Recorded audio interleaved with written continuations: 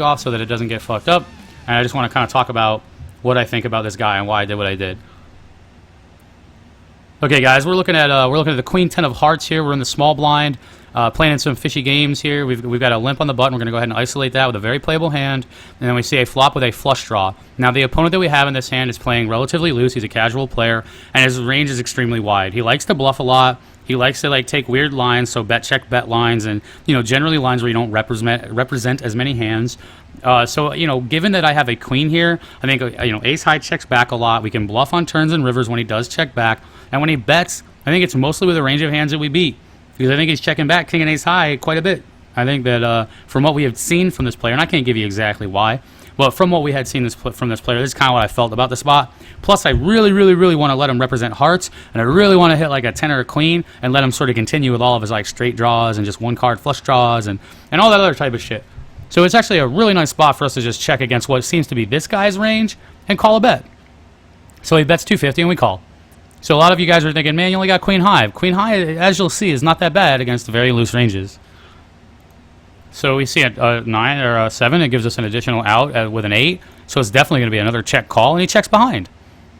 And that's a really, really blank river. So we just go ahead and we check again. And I did this in the heat of the moment. Remember, my first thought process was I have queen high. I'm going to bluff this river. And then I thought to myself, I think that if I bet here, I'm going to get called by any pair. And if I check here, I'm going to call any pair. Even though I've got blockers to his bluffs, there's so many combinations that this guy can randomly have, given that he's playing 62% of the deck and the way that he's sort of conducted himself. And I think I have more equity here when I check rather than when I bet. Because if I bet, I get called by all pairs, I get raised by some pairs, I may get bluff raised some percentage of the time, and all I have is literally queen high, and I don't want to make any of those big calls. That's just crazy. Not enough reads necessarily to be comfortable with that. So we start by checking. And the reason why is because we think ace high checks down. Anything that checked back the turn that had a pair wasn't going to fold regardless. So with reciprocality, if I bet, I lose a bet to a pair. If I check call, I lose a bet to a pair. If I bet, I fold all of his bluffs. If I check, I lose a bet to a pair. He can decide to bluff with everything that bet the flop and check the turn. So it's really important for you guys to understand that his range, and knowing that he loves to take stabs, he's playing 62% of the hands. He bets the flop a super high percentage of the time when he has the lead. C-bets 80%. Calls pre-flop 55%. You are looking at a scenario where when you bet, your equity goes down because he folds combos that you beat and he calls with combos that beat you. And when you check, your equity goes up. Even though this seems really weird and counterintuitive, what do you mean my equity goes up when I check call queen high on the fucking river? You already lose a bet, whether you bet and he gets, he calls you, or whether you check and he bets and you call. So there's a reciprocality there. It doesn't matter what you do if you're planning on calling a bet because you feel he's bluffing enough. If he has a pair and he bets it, it doesn't matter if he calls the bet or if he bets. You lose one bet. If he has air, he folds to your bet. He has a plethora of combinations that bet flop and then give up that can also decide to bluff river when I check a third time. Remember, we checked a third time. He checked back turn. Every single combo of hands that are in his flop betting range go, a lot of them, into his turn checking range. What's the one combo that may get us? 7-8. Why? Something like 7-8 or similar, where he has a straight draw or a flush draw, and then he picks up a second pair and he checks it back and then decides to value bet river. That's like the one type of a hand, and there aren't even that many combinations of it, and these guys don't even always slow down with those hands. So maybe he even bets sometimes on the turn to quote-unquote protect. Because motherfuckers love to quote-unquote protect. This ain't the Wu-Tang Clan, bitch. You ain't got to protect your neck. You got to protect your check. All right? If I was going to do a fucking cover of that shit, Wu-Tang, got to protect your check. Yo, you got to protect your check. You know what I'm saying? Wu-Tang, motherfucker, protect your check. Yo, protect your check.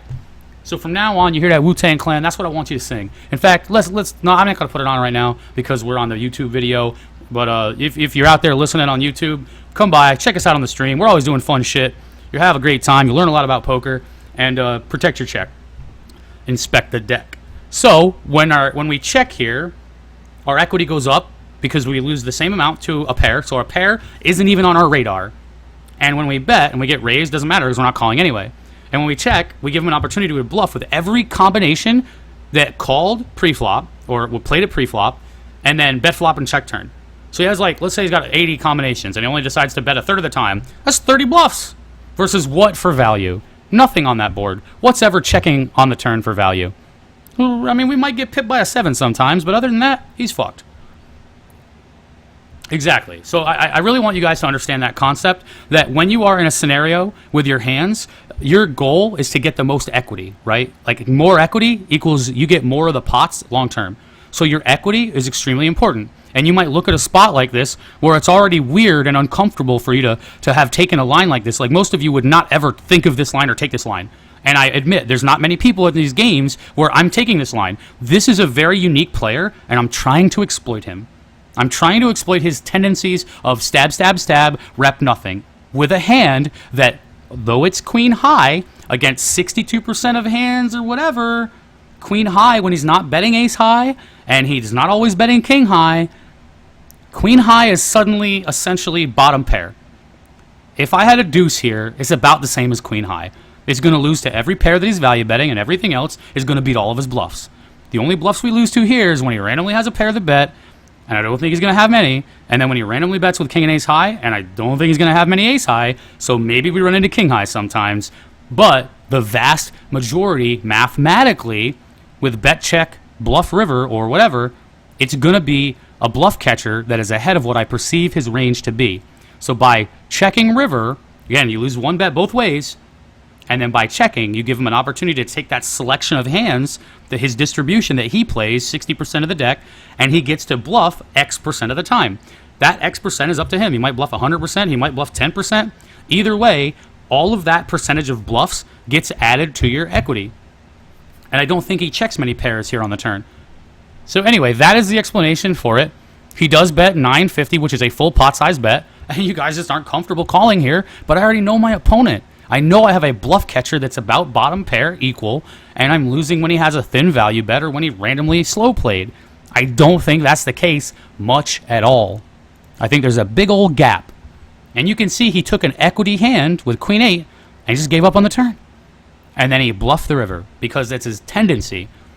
We have a hand that is ahead of the hands that he plays by betting flop, checking turn, and then needing to bluff the river. When I check call flop and then I check check, he's going to bluff king, king high, and below that's air. And I don't know how many king X combos I'm running into here. But I am going to run to the king X combos because when I check call flop and then check check, I have ace high a lot. So he might try to get me to fold ace high. He might just check the king back and be like comfortable with it. Like, oh God, I hope this is good. And if he has an ace high, I don't even know if he bets flop. So his range is extremely weighted towards air that bet flop, check turn, and has to bluff river. And queen high is ahead of those hands that I perceive to be in his range, and that distribution he can select from to bluff. Crush his soul. Queen high, check call flop, check call river, own your fucking soul. Thank you guys for listening on the YouTube, and thank you guys out there at home. We are going to see you guys tomorrow. Like I said, if you're on YouTube, swing by and see us. And if you're out there at home, swing on by and see us too. We'll be back tomorrow grinding sometime, between 12 and 4 Pacific.